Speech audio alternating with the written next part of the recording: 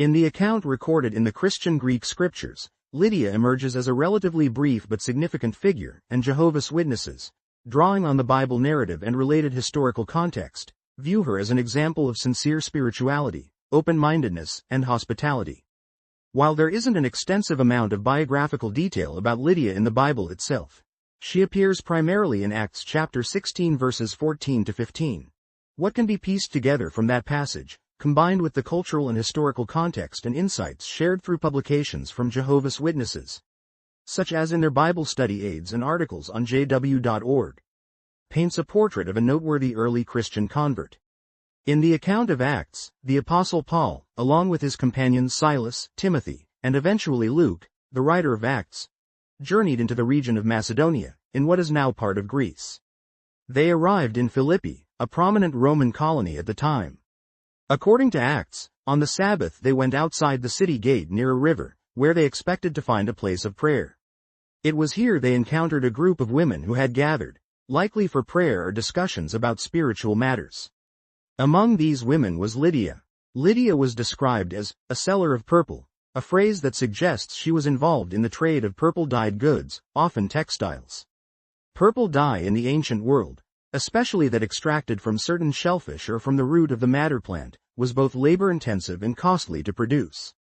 As a result, purple textiles were commonly associated with wealth, nobility, or upper-class clientele. This detail about Lydia's profession indicates that she may have been a woman of some means and social standing. She came from Thyatira, a city in the region of Lydia, in Western Asia Minor, known for its dyeing industry.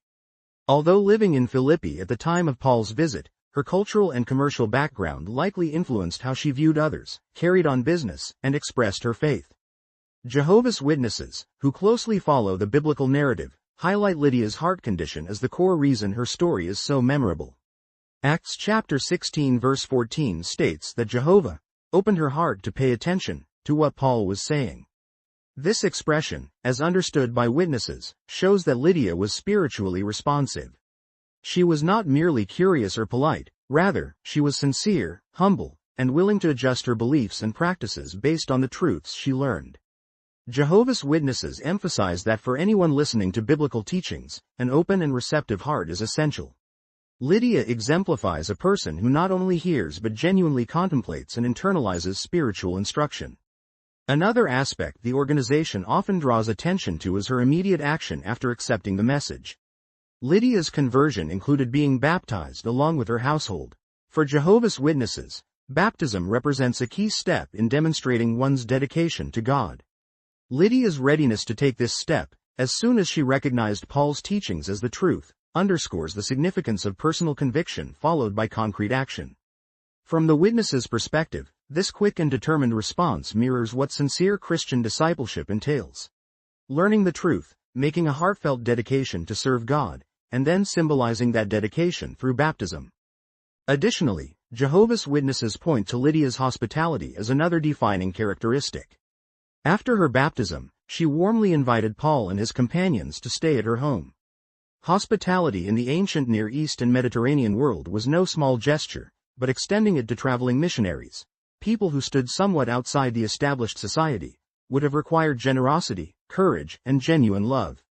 Lydia's willingness to open her home to these visitors, likely at some personal risk or inconvenience, aligns well with Christian values that Jehovah's Witnesses uphold. It reflects the biblical principle outlined in passages such as Hebrews chapter 13 verse 2, about showing hospitality, and resonates with the community spirit among early Christians, as found throughout the book of Acts. From the perspective of the teaching materials available at jw.org, Lydia represents more than just a historical figure, she's a pattern worth imitating. They might highlight the practical lessons drawn from her example. 1. She sought truth and engaged in spiritual activities, presumably even before meeting Paul, as indicated by her being present at a place of prayer. 2. She listened carefully and allowed scriptural truth to influence her heart. 3. She took decisive steps to act on her newfound understanding without delay. 4. She made her resources available to support the Christian ministry, setting a model for believers in all eras who strive to further the cause of true worship. Lydia's name is not associated with miraculous events or dramatic controversies in the biblical account. Instead, her legacy is more subtle yet remarkably profound. She stands as the first recorded convert to Christianity in Europe, a historical milestone of no small significance. From the perspective of Jehovah's Witnesses, Lydia's conversion and subsequent hospitality laid the groundwork for Christianity's expansion throughout Macedonia and beyond. The values she displayed, spiritual openness, quick action on what she learned, and genuine love expressed through kind hospitality, have a timeless quality that Jehovah's Witnesses believe all true Christians can and should emulate today. Please share and like and please subscribe.